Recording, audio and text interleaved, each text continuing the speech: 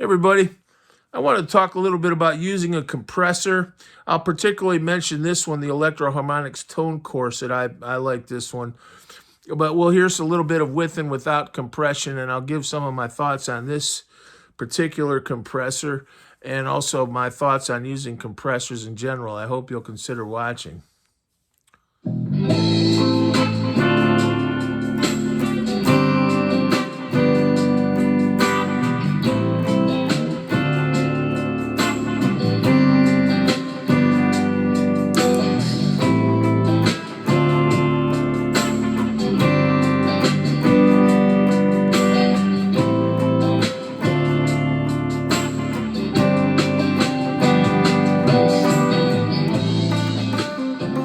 Well, I've never been a big fan of compressors.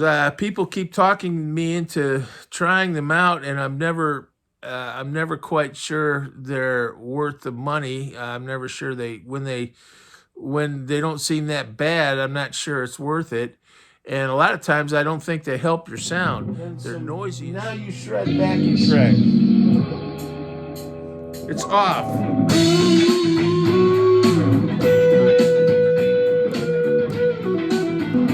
That's just fuzz.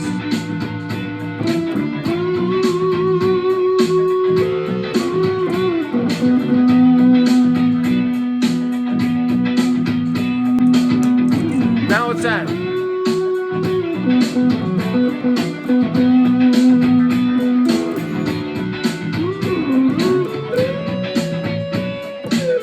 You get better sustain. Gotta admit, don't take it off. That's just fuzz. Let me just say, I was never too crazy about compression, and I'm still not that sure I like it. I recorded a piano album in 2003, so that's 20 years ago, but it was a piano album of hymns. I do play hymns on the piano, and I love hymns, and I love the piano. And I recorded it at Doppler, and that was a really high-end studio, along with Southern Tracks. Both those studios are gone. I guess that's a sign of the times. But along with Southern Tracks, which was like where Atlanta Rhythm Section was like the session band, kind of like the Wrecking Crew of Atlanta at Southern Tracks. But Doppler was the other big studio for years and years, and they had a beautiful Yamaha C9 piano. But I recorded these hymns, and there was a really good engineer that kind of was doing it, and I was asking him about compression one time. I was only in there a couple times, but one of the times when he was kind of running off some WAV files, I asked him about compression, and because I noticed my piano, it sounded great. He turned it up a little bit, and it just sounded, I mean, the piano, the sound of it, I don't know about the playing, I hope it was good, but the sound of it was really nice, but you did have to turn it up a little bit.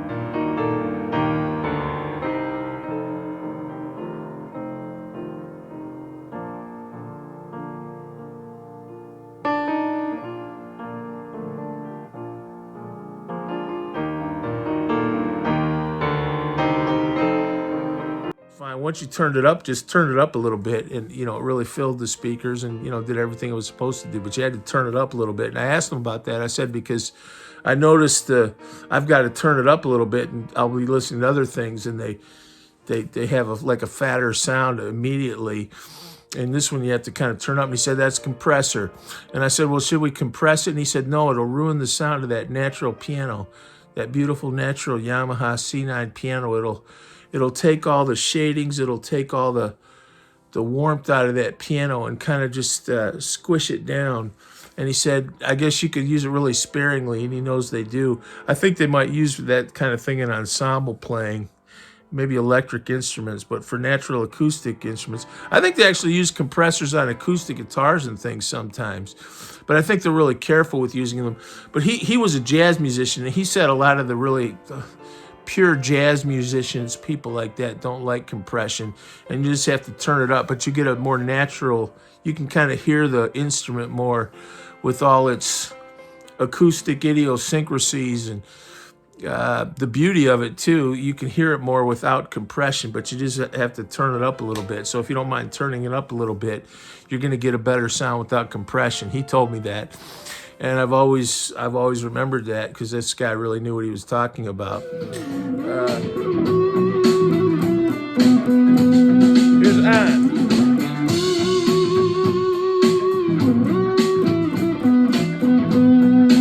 Get some sustain. Here's off. Better off. I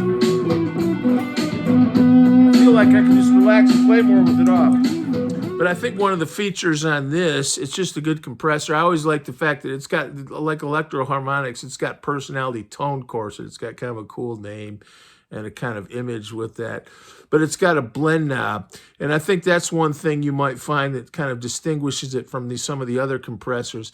So you can blend in your natural guitar signal with the compressed guitar signal, and that's a little more high-end feature, and it enables you to have a little more control over compression.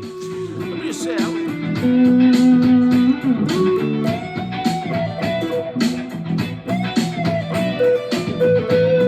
right, here it goes back on.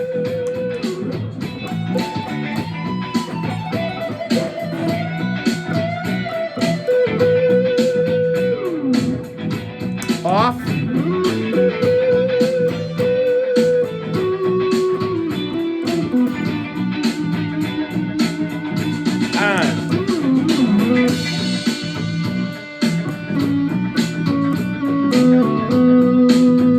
Kind of takes the edge off the tone a little.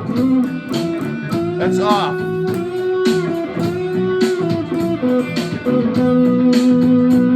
Here's on.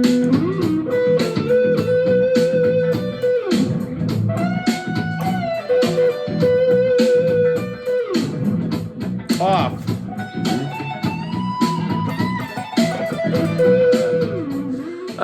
A couple things. I think this is a pretty good one. I do notice it kind of it makes my guitar, it does add a little bit of sustain. So when you crank this gain here, you'll get more sustain, but I also notice you get more noise. So it's off. That's off. Now here's on. Here's off. Here's on. Let's try some sustain. Off. Now we'll do it with on. You get more sustain. That's still on. Now we'll take it off.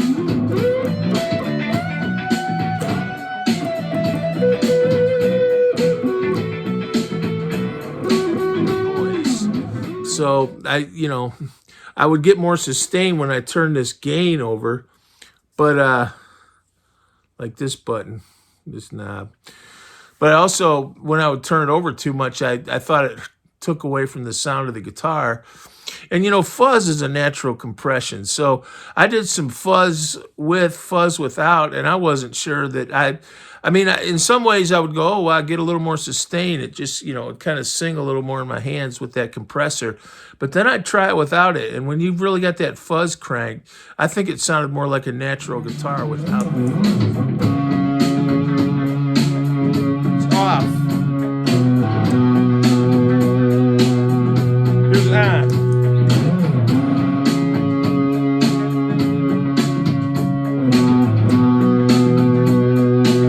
Here's off.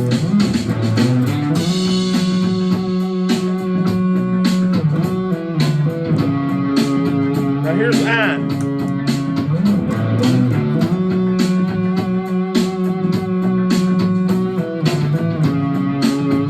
Here's off. Off.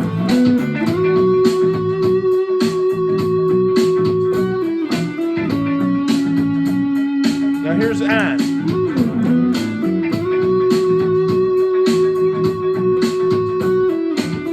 Let's turn up the fuzz. And I wasn't using the compression. I had it maybe like a little over noon, this compressor knob. And I thought it sounded better without it, frankly. But I wasn't sure in any case that it really helped me that much. That's my own opinion. Now, it's quite possible I don't know, and I don't know what I'm talking about. It wouldn't be the first time. It definitely won't be the last. But you know what? I've been playing guitar for over 50 years.